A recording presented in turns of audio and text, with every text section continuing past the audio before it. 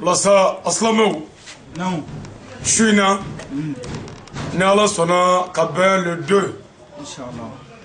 11e mois l'année 2019. Ambi Aoufaya. Douala. Ambi Anjadiga Faya. Noé Jaray. Chouina. Aw balmakɛ n'a denkɛ n'a ka kalanden a n'a ka garibukɛ n'o ye Ali Sangare ka bɔ Mali la ka n'a ɲɛ da aw ka Douala yan n k'an bɛna foli kɛ su in na an jatigilakaw la n k'an bɛna foli kɛ su in na an balimaw la dakuruɲɛ fila min mana nɔgɔya an ma ka bɔ Ala ka kitabu la kitabu wa sunna ni Ala sɔnna an b'o lakale aw ye yan'an ka tɛmɛ n'an ka baara ye bada auzubillahi السميع من الشيطان اللعين الرجيم بسم الله الرحمن الرحيم والصلاة والسلام على خلق الله سيدنا محمد وعلى آله وصحبه وسلم تسليما كثيرا إلى يوم الدين وكفى سلام الله عليكم ورحمة الله وبركاته يا إخوة وعليكم السلام ورحمة الله. D'abord, on cherche la protection auprès du Seigneur de l'univers contre le Satan de celui qui souffle l'homme à la poitrine. Après, nous commençons par le nom de Dieu, le Tout-Puissant, le Sage, le Dieu unique éternel, Tout-Puissant, le Dieu absolu, le Créateur de l'univers, le Dieu qui n'a pas conçu, n'a pas été conçu et ne sera jamais engendré, plus jamais. Après, que la paix et le salut soient sur notre sauveur prophète Mohammed, le premier et le dernier des prophètes, le fils d'Abdullah et d'Aminata depuis Mecque et de Médine. Le prophète qui n'a jamais fait de péché, nul n'est égal au prophète Mohammed. Sallallahu ta'ala alayhi wa sallam. Le prophète Mohammed, paix et salut soient sur lui. Dieu dit dans le Saint-Coran, nous avons établi la terre, la cieux et ceux qui sont entre eux, à cause du prophète Mohammed. Que la paix et le salut soient sur ses familles, ses compagnons qui étaient sur le chemin de Dieu. Aslamou, ambitaga nyini ala fama fe kabo shaytan toroma. La inu rajim shaytan min farla kenna ala fe kabo ka nema bela. Ala shaytan danga ka kuna goya ka genga bo ka nema kono. Ko sabu aya yere bonye ala ko mi abana sigatala ala kananga yere boye nay amen yere boye jogo jugu boy shetane sanwa bishe kinge ala batola dugu koloka ala ya bonye ka korota ka kamando ala jinedo kitabu cha manguti ala ye kamando ala ka bla meleke o ka nyama yala meleke groupe do ka bla lo ka directeur yala abu dege ala batola mais ala ko mina adama da ala ko meleke o ayna foli ka adama la ala mi ya yere bonye ko tsega shuli adama ko sabo adama e bogoy ala ko wa bonga nema kono bonga ka bakolo la ni ti shuli adama e ngadanga beka Allah akbar tu es malléable itachena ala ko shaytan ma ko yi daga de kafri ka fusa daga de sabo daga de ka selitimine daga de ka shuntimine daga de ka jagatimine daga de ka hijitimine promesse mi ledu me ala ni daga de che isago beke ni stara yoro mi digi janema kono khalidina fiha abada éternellement dans l'affaire ni dona o dole ala kanando daga de bashi bay nami ko ke abibbe abi wajibiya mu'minu ka anga ala taga deli ka bo shaytan toroma la yinu rajim Allah akbar Abdullah ibn Abbas radiyallahu ta'ala anhu akwala ke ba sallallahu alaihi wasallam ko sayyidina Jibril alayhi mamudu dige fen fulo mina o de a'udhu billahi minash shaitanir la'in rajim Allah ko Jibril alayhi mamudu kala fen fulo mina o de taganyini ni ala fe ka bo dangato en toroma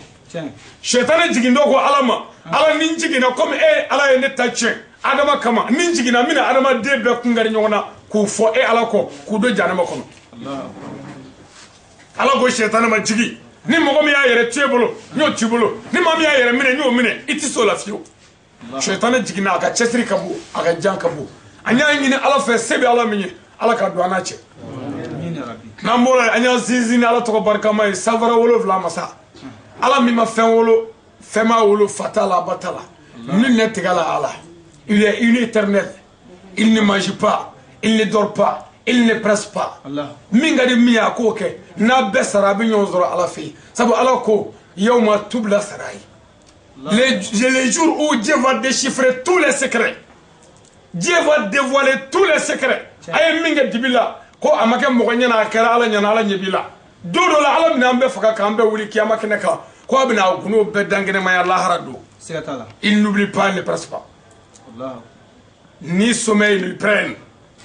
Atis no ati jingore. Ale de adam ne wa ba alaba. Ala ma fe wolo fate ala la bate ala la. Wa denda la yere. Me kanyo mala ako mami ma adabla no ya adabla. Ako mi ma ke no ya ke o ya je nyona kamyo. Sigatala. Wala ko Ibrahima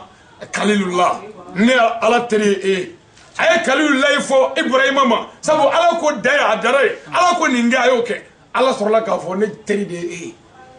mais on me fait ka ala teriya sorobi ni yecogo yaye mais ka soro ala dun teriya bi sorole ni ala ko deya ni danaye ibika ala teri ala ko ninge ni yoke ibika ala teri anyero ka du kono ifa bi dayla de ni fago ninge ni yake ni fago nindo ni yato abi kife wa bi dayla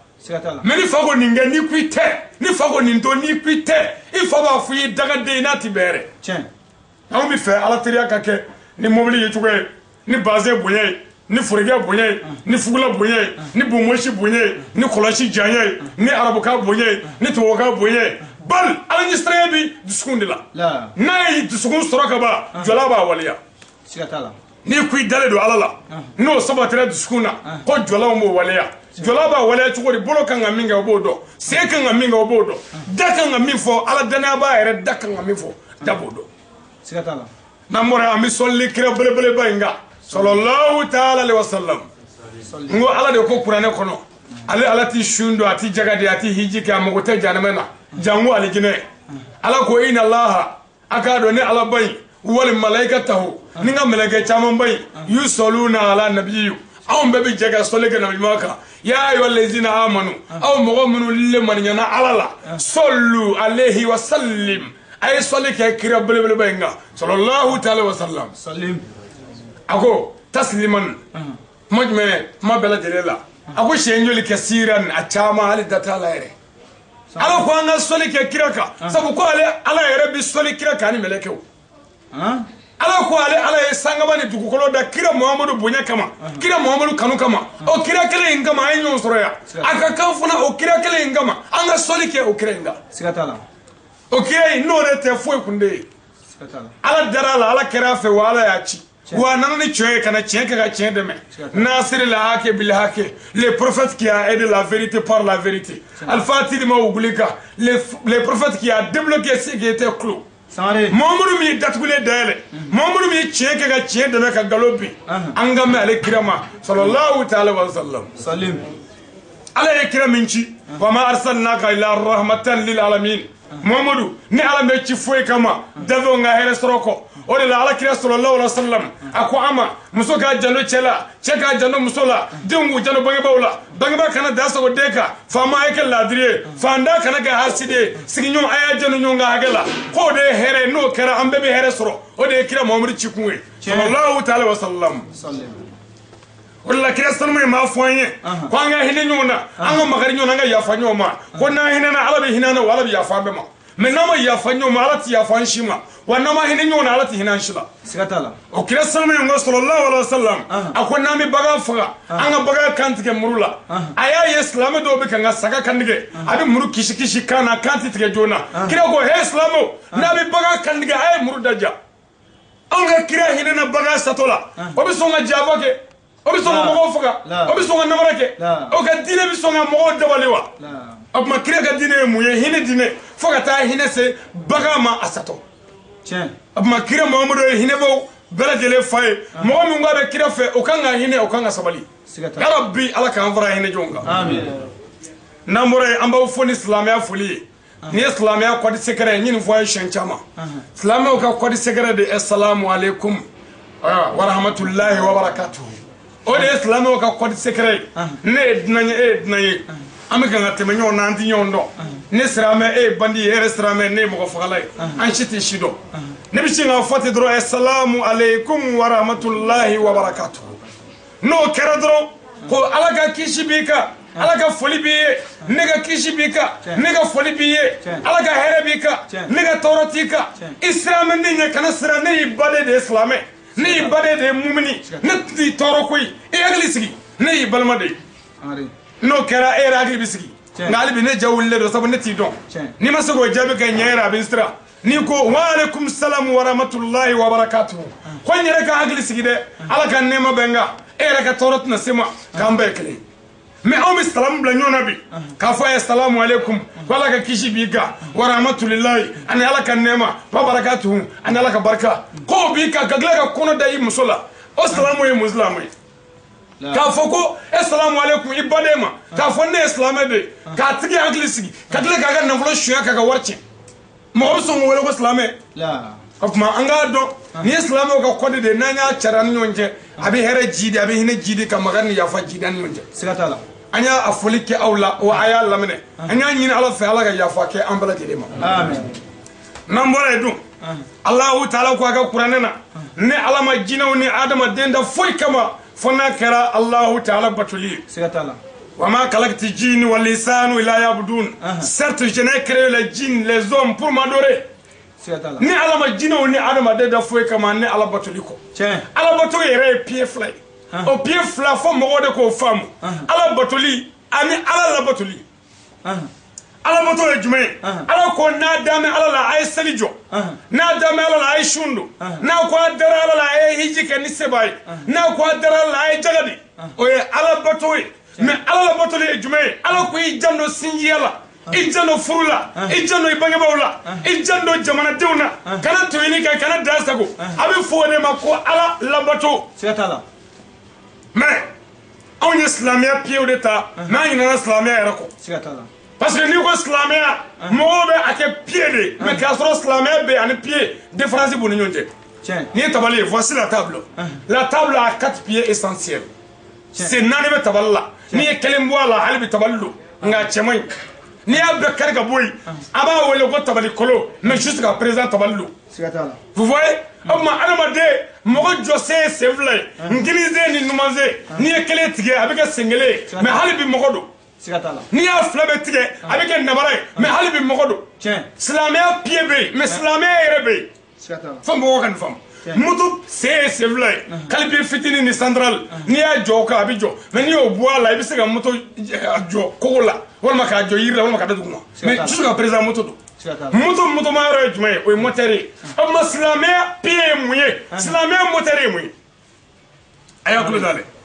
silamɛya pied ye jumɛn ye les 5 piliers de l'islam la croyance en un Dieu unique éternel tout puissant Mohammed est son envoyé sur terre sallallahu ta'ala wa sallam silamɛya pied fɔlɔ a k'a sɔrɔ e yɛrɛ dalen don a la tigitigi ko ala ye kelen ye Muhamadu ye ala ka ciden ye sallallahu ta'ala wa sallam o ye silamɛya pied fɔlɔ ye n'o y'i diɲɛ i ka silamɛya pied kelen kari la voilà a bɛ fɔ o de ma les piliers de l'islam les pieds de l'islam silamɛya jɔsen fɔlɔ ala bato sira kan o de ye ala danaya yɛrɛ ye ka da la tigitigi ala ye kelen ye ka da la tigitigi o ala kelen ye kira Muhamadu ci a ma sallallahu ta'ala alaihi wa sallam o ye silamɛya pied numéro 1 ye o tuma tabali sen kelen filɛ nin ye n y'o yiri la silamɛya pied fɔlɔ o de ye nin ye n'o ma k'i la i ka silamɛya man ɲi mais a bɛ yen nka a man ɲi o tuma fɛn min man ɲi k'a sɔrɔ a bɛ yen o bɛ mun ɲɛ foyi fɛn min man ɲi a bɛ yen a cɛnni bɛ mun ɲɛ foyi a bɛ wele a kolo de la toujours o tuma a ɲuman an mago b'a ɲuman na ko k'a pied fɔlɔ o de ye kalimatu tawhid n'o ye shahada ye mais ni maa min ko n dalen don a la ala ye kelen ye Mamadu ye ciden ye ala ko min n'i ma sɔn i ka ala danaya ye mun ye a y'a lamɛn dɛ ni maa min ma yɔrɔ faamu o k'i tɛgɛ wuli sabu ne de ko n y'a dɔn o tuma n'a t'a dɔn n'i y'a fɔ n'a ma faamu a ye ɲininka ne facɛ tɛ mɔgɔ min sariyara ko wari bɛ sɔrɔ aw fɛ Cameroun yan k'i to Mali la mais i ma se Cameroun yan i ka sariya ye mun ye bon o tuma n'i ko n dalen don a wari bɛ sɔrɔ Cameroun don a la n'i bɔra Mali la i nana Cameroun i y'a sɔrɔ i ka sariya ye baara kɛ sabu i nana silamɛw n'an ko an dara ala la ala ko min an k'o kɛ Kurane be ala ka kuma be adresser ya ayyuhallazina amanu o les croyants les croyantes ala ka kuma be ko ya aw mu'minu aw ala dana bo mu'minu mogo min dale do ala la ka ji an nega ko de to ko mu'minun nzella tade mogo min damme ala la ka ji in nega ko ka ala take o de mu'minu ni chado ni musodo larabu ko mu'minatu o de bi do ala ka aljana wa ala mogo bodila sare o de bi do ala ka kishi kono mumniya o de islamiya yɛrɛ wa o de ala ko yɛrɛ wa ala mogo bɛ o de la wa ala dana kelen dɛ ala mogo bɛ mɔgɔw ka kɛ ten pour que an ka don aljana na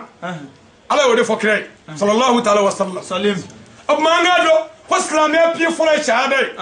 pied filanan prier Allah 5 fois par jour et la prière est le devoir fondamental de tous les musulmans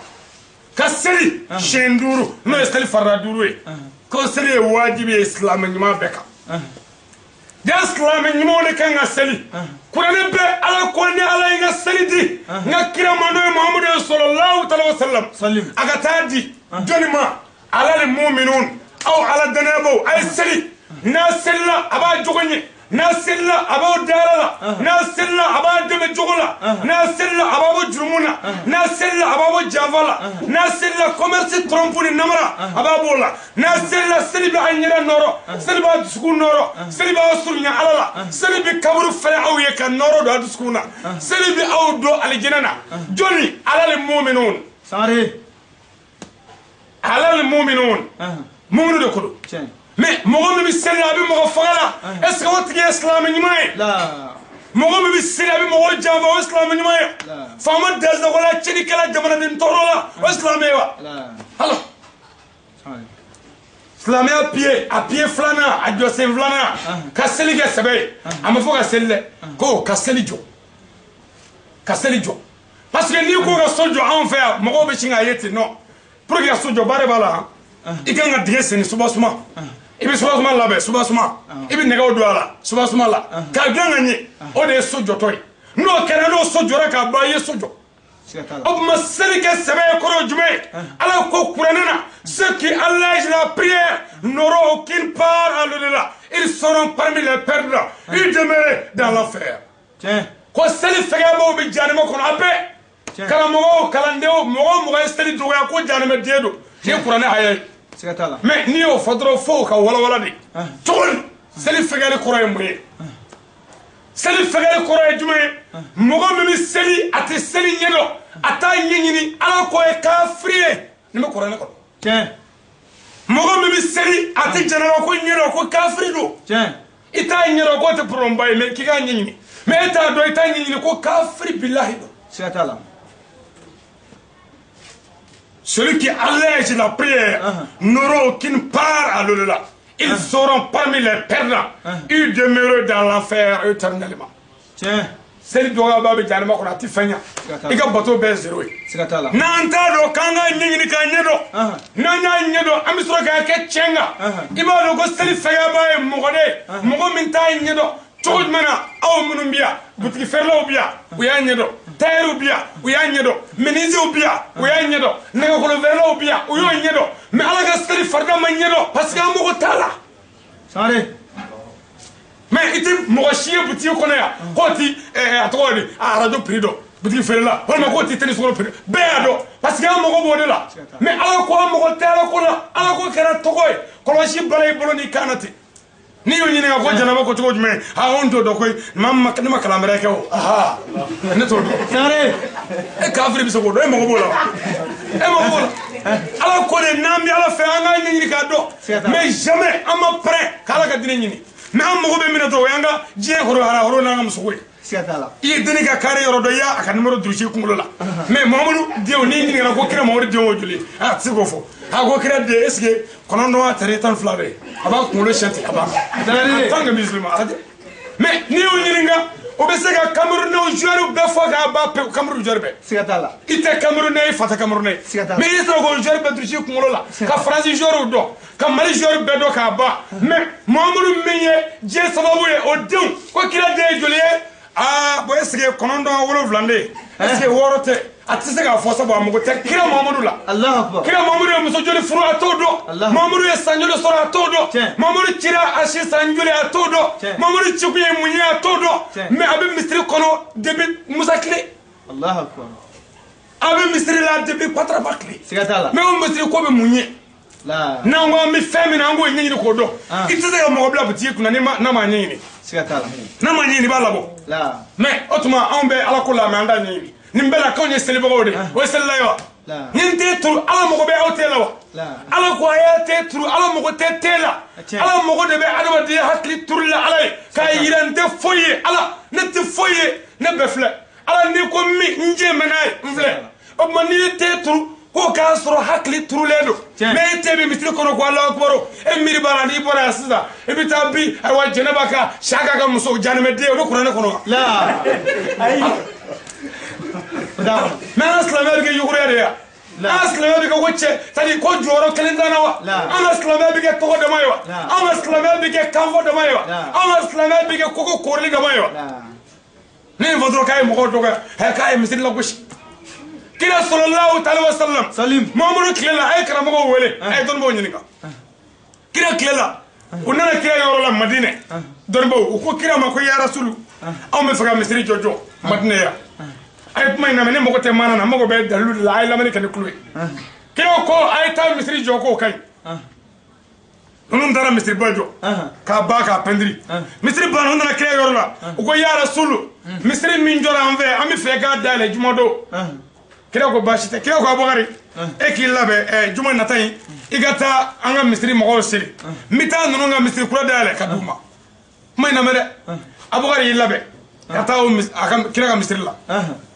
kira Muhammad Mustafa tari ko kije kabita nunu nga misri ko dale ala ye sayyidina Jibril blakana Jibril ko Muhammadu kani seta ni seta kata misri nala mi do jarama kun ala kuti ala tiya fayma bana ni tarastali misri na Allahu akbar Muhammadu ni bijuma sali bana ni misri ngle na madina ya e Muhammadu bi jeni sahaba be jeni Allahu akbar billahi ko misri ko gachi furna kuti sigatala juma sali bana una misrinchi kila ya kleka bore ya kleke fo ta se umor klema nyame tozo bita fli am misri joro la Allahu akbar ala ko to ko dalu jume ko misri majjo ala ko kama amajo fo kama ko islamu farali to ko nyini ni buye nyini jama nyini sigatala ira ala mo ko tola mais anga misri la jabani misri mi man fe ala kama so man fe ka do sigatala e misri jo to ko nyini kama ala mo ko bola ne misri jo awa jama nyini kama ala mo ko bola ne misri jo ka farafar li kala mo ko bola ala kala mo ko nyini nga kira ko ni misri fly nyum wala kame ka fla be selile kafriye Muhammadu kuti Allahu akbar ay kala mo ko wele ko ala ko te kira ko te sabala ko wa tasim bi abdillah jami'an wala tafraq hey ay no mene hey ay kana fra tiens mais ebte be misri do ta do wala ala ko doble la ala beke me ga dokor yere ko yo ne ma fo misri jo ara mo ne Muhammadu ko sharti bala sigatala mogo e kesu tagara duworo ko misri kan joko fi sabilillah am misri jole ala ko gachi Allahu akbar fi sabilillah tika ka misri jo kafri ka wari Allah am islamo de franyo nga misri kan jo warbo islamo bo warbo ni kafri nu ngaba deme oni che mais haram islamo ka kafri dele ko ala ka sojo Allahu akbar nanga kesu ndugu we bedelia we kerecho delia ka kafru delia Allah ka surbo delia ko fi sabilillah amala ala fandaria ala mo be atadela ala tay jume emi ngui ala ga mo yemi soro ala tade ala mo bo dela sigatala mais an mitru jora nyonfa nyuko nyini jago karamo ngani jago almamiya jago wajilu ko na to nyina bu nyini aga haram ya mitri min jora anve ala kama ka dogo la ilaha illallah amina klubo ko selbi kan va Allah jinabi ni ka betache jawabi ni ka duchi ha famu chembe sella masaka chefo famay Allahu akbar hala anga konsulu biya nu fulla andigi be joli nga karamo ga chefo karamo ko tesoro mi saka chefo mali konsula e kameruniya Allahu akbar atistro sabu karamo ko mogo be pochila o mogo be buyana mogo be togola am munu mogo te togola am mogo te buyana am mogo be an kaburula alala am be chefo sabu anta sirime alala sigatala mina islamia pe di maninga mina di famo di ma ni wati no wara Allahu akbar mini wati ko mi wati batamul dongo kala be do sego ngale do anye wati ni do de timina no sera ma blay tiens islamia pe aflana de ko ga seli ka sabe sabana faire le jeûne pendant le mois de Ramadan 30 ou 29 jours une fois par an ka shundo sungalo la kile mugal kono ndol makli bisaba jengele sangono sungalo ko shundo salamo jaslamia sizina de sundoli o ya pie sabanai kona shuna shumbi le mona dama shumbi ne hine shumbi ne magari shumba to fando mi gelami ni toro mina wati ko bodo Allahu akbar ko nanye kile bisaba ka kongona kile gafe amase ka garan fur musola ka soranta do amase ka gare jismana ka soranta do anye kile bisaba ka kongona te peut-être anyu entraînement minge sa kalo tani kele to ana se ka jejene yani java ko tiens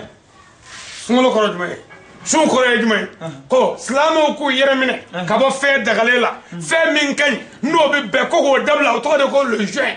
o de choué fe min kan ko ga dabla sunte mi haramu etere ka fo sungolo la ngana jene ka galodo sungolo la ngana o tere sungolo ko de mi fe mi daga ko dabla beba do muso itai me ko ga to sungolo kle gafe jimmi fengena itado ko ga to sungolo kle gafe fe mi daga ko dabla min ti daga sungolo ko to la we haramu e fuka jinwi nele karamo do mangame ala sungolo jora anga jeneo dabla anga mafa dabla anga anjogo nyasida comme sungolo jora fo kemene mo be sunguro bo wele allo wala ma chérie sungolo jora ko anga to ni kalo insara ko on ni kalo insara ala bi sare ko samare na fara do ko steli kalo nyinni kafuru ba nyini islamo ba nyini nafuku ba nyini chrétien ba nyini do tere allo way ko nyame ko kalo jora ko bi se ka bossa ko bi se ka na me carrefour la ko kalo jora ko samare kalo jora mongalo jene kalo ni jora sa ala sara ashawakala Allahu akbar ay ashawakala ala wala ko ya hayu ya kayyum il est vivant le maître absolu ala do atino watisa Allah obma na wa islamé ko islamé pied sabana ka shundo mais ngile na kona ni juna olu manga ma on mekle kona ni ma men juna o ka tekle wallahi on va mi mekle kona ka tani sumay tiens wallahi sigata ele karamo mangame sum baraji kabo abaraji boya ko juwala ko meleko ma ya se mwala ne ala bina baraji ta kabo de ala bi ya fama ngalodo de ala ko meleko ko se mwala pourquoi wasabo meleko ti dore mo e minga kene jala ka meleko boye mais mimi ya ko ala de bodo atuma ko sum se ka cheni yaye o ko meleko ba fa idona shuna ka so ite shuna ko yane boyira o ko meleko ko se mwala ala ya ka noter pour que lahara angana ta mangawli tiens sabu ne nanzara la haraka sungolo chun fo atisa meleka ko kata fo manya e ba fo meleka ko nyina ko ne ala tene masu abitaga manga pour que ko boala ala ko ale ala ba note pour que ngadalu joila sigata la isuno mo ko nyina me yina ka bache sigata la o ta sunche na islam ya riche tiens isuno mo ko nyina ya do dumani mina way haramu mo ko to do ne ala wodo tiens amma isuno mo ko nyina ngene ni mantila ne ala wodo sigata la isuno mo ko nyina ibi ka fidala kidamba la ngalodo idandala tiens ne ala wodo meleka to do parce que meleka ti fo do me mo la kene la ka ko mais yimi yere sukuna ala de wodo tiens obma sun o islamia pied sawanay tiens les 5 piliers de l'islam ananena aywa akite l'homme appeler les zakat en arabe ko ga jagati mais on va jaga wala ka do de ibe mo ye ka war franyo nga wa flafla ka kala mo la ko jaga ala to fe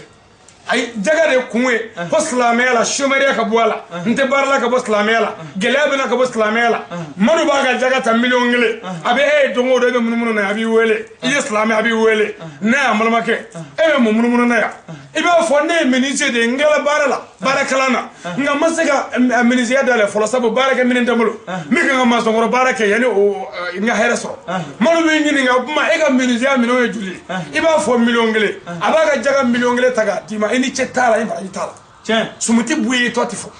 Allah akbar ala ki sara tala ala ko ka bodi ni ma bo mi digi janma ko lahara tiens bon ni ko islam ni ma bo ma mi la jena ya na volo chembola gaska chembola bado bi biga na nyono Allah akbar ay islam ko ni ko islam re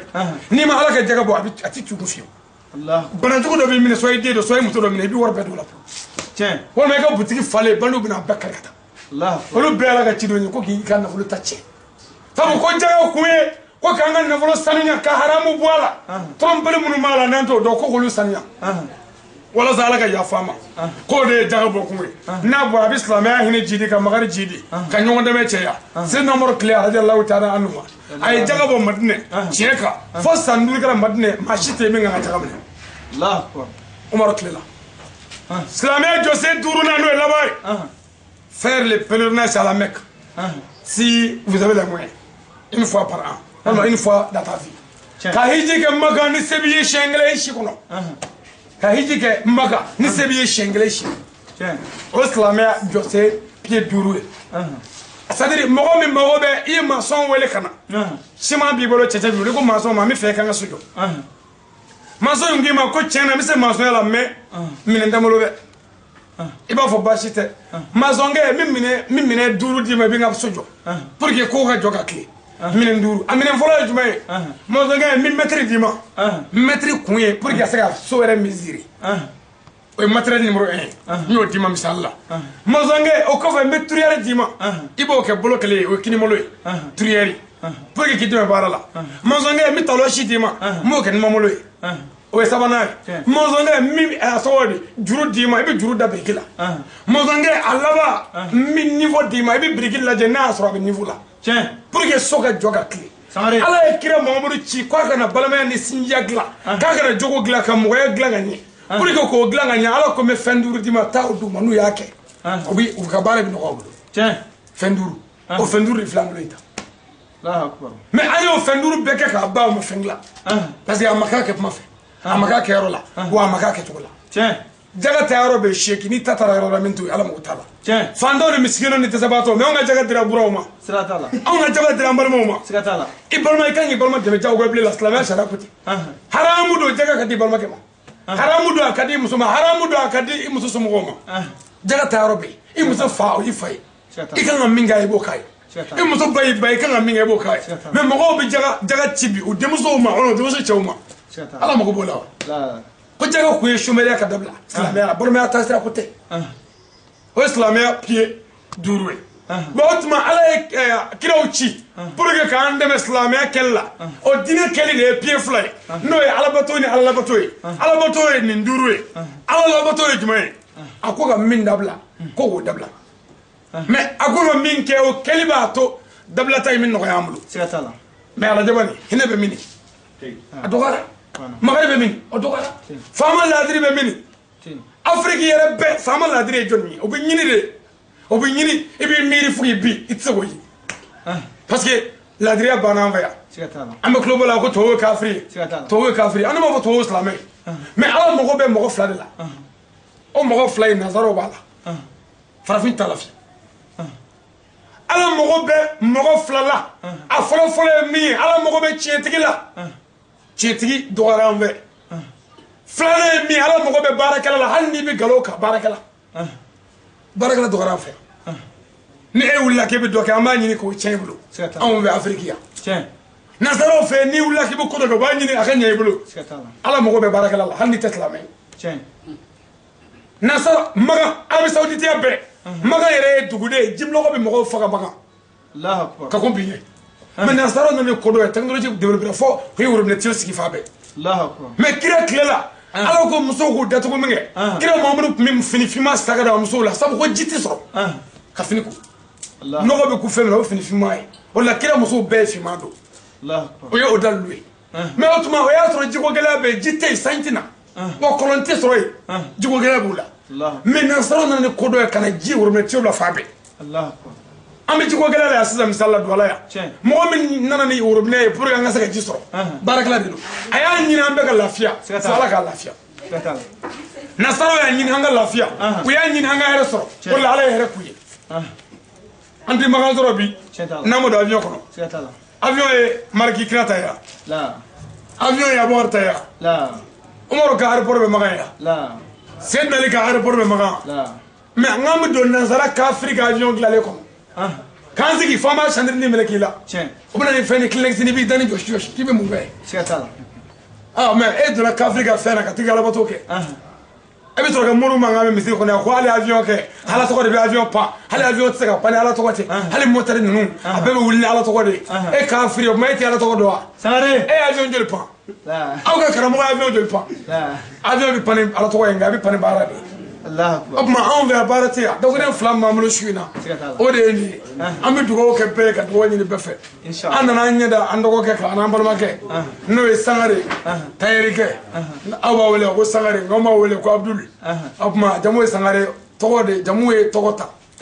o tuma an nana an ɲɛ da a kan a n'a sigiɲɔgɔnw a n'a balimaw a n'a jatigiw kɛrɛnkɛrɛnnenya la misi jara an b'a fo ka barikada a n'a ka denbaya Togodalakaw fana bɛ yan an ka foli b'u ye kosɛbɛ an balimakɛ fana bɛ yan n'o ye Mamadu an b'a fo kosɛbɛ a yɛrɛ n'a muso ye bonya caman k'an ye ala k'u sara ni hɛrɛ ye mɔgɔ o mɔgɔ n'a mɛ wele jaabi Tarawele an b'u bɛɛ fo ka dugawu kɛ bɛɛ ye k'a ɲini bɛɛ fɛ k'a ɲini ala fɛ du ye ala k'a taa ɲɛfɛ an minnu nana ɲinini na garisɛgɛ sanuma ala k'a d'an ma ala k'an mago ɲɛ n bɛ kangari d'a ye aw minnu bɔra Mali la ka na k'a bɛna fɛn ɲini n'a ye fɛn sɔrɔ Camerounais tɛ Camerounais de misinda ninnu aw kan'u filɛ dɛ an k'an kɔfilɛ so i fa kɔrɔnin ni ba kɔrɔnin bɛ so ye muso maminɛ bɛ so ye walima muso yɛrɛ bɛ so ye ayiwa i ye 20 min 10 min sɔrɔ a tila i ni so cɛ n'i y'an ka yan ayiwa ala bɛ na dɛ ni ala nana i garisɛgɛ tɛ foni bilen walahi a ye sabali an k'an janto an danbe la Mali bɛ ka k'an kɔnɔ an ka taa jɔ jɔba wɛrɛ tɛ jamana in na fɔ an yɛrɛ a ye to an ka segin so an ka taa faso in jɔ ni fɛn b'an kun ni fɛn t'an kun yɛrɛ an ka ɲinini kɛ ni cɛ ye n'an ye ni dɔɔnin sɔrɔ an k'o ci an bɛ se ka mun dilan so an faso don an faso don a yɛrɛ minnu nana tugan na n'a y'o tunkaranke o yan a ye ɲɔgɔn minɛ a ka yafa ɲɔgɔn ma a ka hinɛ ɲɔgɔn na a ka ɲɔgɔn bonya n'a ye ɲɔgɔn minɛ a ka ca ala fɛ kungo si tɛna a bɛ dɛsɛ min na k'a ɲini an ka faamaw fɛ u ka kɛ laadiri ye walasa jamanadenw ka lafiya o tuma dɔgɔden fila min b'a balimakɛ bolo a n'a denkɛ n'o ye Ali Badara Sangare ka bɔ Mali la Bamakɔ Yirimajɔ ka boli ka na an ɲɛ da aw kan yan ayiwa n'i y'o dɔgɔden fila ye k'a ɲini ala fɛ jamakulu in kama ala ka hɛrɛ k'an ɲɛ ala k'an mago to ala ka tɔgɔ diya an na ala ka kɛnɛya sabati an baden dɔw dugawu ɲini ko denko gɛlɛya b'u la ayiwa a se bɛ ala de ye se t'an ye an y'a ɲini ala fɛ ala k'a k'a ka alaya kama den barikama ala k'a dan n'o ma dɔw fana ye dugawu ɲini k'u muso lasirilen don ala k'u ɲuman jigin ala k'u ɲuman jigin dɔw fana ye dugawu ɲini ko juru kɛmɛ k'u fereke ala k'a bɛɛ ɲɛnabɔ ala k'a bɛɛ ɲɛnabɔ ala k'a bɛɛ ɲɛnabɔ maliden minnu tɔɲɔnen bɛ yan yarabi ala k'an bɛɛ lafiya ala k'an bɛɛ lafiya ala ka yafa ma ala ka hɛrɛw k'an ye an ka taaba silamɛ su ala ka hinɛw la ala ka saya kuma lafiya ye ka bɔ tɔɔrɔ bɛɛ la jamana k'a jɔ jamana k'a kisi kanburu ɲɛna ala k'u bɛɛ ala k'u bɛɛ ala ka jamana kɔlɔsuma kira bonya kama su n'a yɛrɛ bonya kama sallallahu alaihi wasallam ayiwa dɔgɔden fila أعوذ بالله من الشيطان الرجيم بسم الله الرحمن الرحيم an bɛ foli lase an lamɛnbaga an filɛbaga bɛɛ lajɛlen ma nin wagati na an nisɔndiyalen ni an balimakɛ kunbɛnli ye ka kɔn an ka don kuma kɔnɔ an bɛ tanga ɲini ala fɛ ka bɔ sitanɛ tɔɔrɔ ma k'an sinsin ni Alahu Taala tɔgɔ barikama ye ka sɔnni caya danfɛnw n'a sɔn a yɛrɛ ma kan a n'a nɔfɛtugubaga bɛɛ lajɛlen n'a ka sababa ɲuman fo ka taa se diɲɛ wuli ma o kɔfɛ bi an sigilen don ka bɛn le 2 11 mois 2019 n balimakɛ Abdul Sangare ale ka so walima an ka duba la k'an balimakɛ Sheikh Ali Badara Sangare ka bisimila anw fɛ yan nɔ Cameroun dɔ la quartier nouvelle o la anw nisɔndiyalen don bi n'an balimakɛ ka déplacé ye k'an sɛgɛrɛ ni ala ka kumakan sanumanw ye ani kira sallallahu alaihi wasallam ka kumakan sanumanw an balimakɛ Sheikh Badara Aliou Sangare ka bɔ Mali la ka na anw fɛ yan ala ta laseli kama n b'a fɔ o la k'o barikada ka ɲini ala fɛ taa ni ka segin ɲuman bɛ ala bolo ala k'o nɔgɔya n'a ye fɛn min ma natɔ sɔrɔ kana tatɔ sɔrɔ a ka taa denbaya ɲuman sɔrɔ a ko ala k'o k'an ye nin kun ye ka foli d'aw bɛɛ lajɛlen ma i tɔgɔ ni jamu k'aw bisimila inshallah a balimakɛ n'aw denkɛ n'aw dɔgɔnin Alamin Traoré ni dɔw b'a dɔn quoi inshallah assalamu alaikum wa rahmatullahi wa barakatuh ani baraji aga wajini finana ma a jaranya a bonyana ma dugawu kɛ ala ka nangoro amin amin ala ka grito funi ala ka minango bela jeni no ya ani baraji a jaranya ko ala ka jala bonyana ma ni baraji anyana ربنا آتنا في الدنيا حسنة وفي الآخرة حسنة وقنا عذاب النار ربنا لا تزغ قلوبنا بعد إذ هديتنا وهب لنا من لدنك رحمة إنك أنت الوهاب اللهم إنك عفو كريم تحب العفو فاعف عنا سبحان ربك رب العزة عما يصفون والسلام على المرسلين والحمد لله الذين يذكرون الله قياما وقعودا وعلى جنودا وفي خلق السماوات والأرض ربنا ما خلقت هذا باطلا سبحانك فقنا عذاب النار قل أطيعوا الله وأطيعوا الرحمن أياما تعبدوا فلا الله سمعوا أنفسنا ولا تجهروا بالصلاة ولا تخافتوا وابتغوا عن ذلك سبيلا وقل الحمد لله الذي لم يتخذ ولدا ولم يكن له شريك في الملك ولم يكن له ولي من الذل كبيرا متكبرا ربنا آتنا في الدنيا حسنة وفي الآخرة حسنة وقنا عذاب النار سبحان ربك رب العزة عما يصفون والصلاة والسلام على المرسلين والحمد لله. Assalamualaikum warahmatullahi wabarakatuh. Mau bela jalim fu no islamaya fole no assalamualaikum warahmatullahi. Manga kramaga fu no sangare. Abram malla vraiment jaranye ya buena ma. Amma fu ka wala mando. Siram ka wala ko siraka. Donc me alaban tanu. An wona kunfu ye ala ma fɛn bɛɛ dɔnni di mɔgɔ ma donc ni ala y'a a dɔnni nɔgɔya ale ye n'ale se ka bɔ a kɔrɔ mali la ka se anw bɛ Cameroun don ala yan ka na ala ko ɲɛfɔ anw ye vraiment a bonyana ma a diyara an ye vraiment karamɔgɔ an bɛ foli k'i ye k'i waleɲuman dɔn ala sene ni ɲuman ye yarabi an b'a ɲini ala tala fɛ ala ka segin ni ɲuman ye ala ka barika don i la ala ka jiji kɛ sini kɛnɛya bɛ ala tala bolo ala ka nɔgɔya ni silamɛ bɛɛ lajɛlen n ka foli b'i ye ani baraji inshallah n tɛ foli la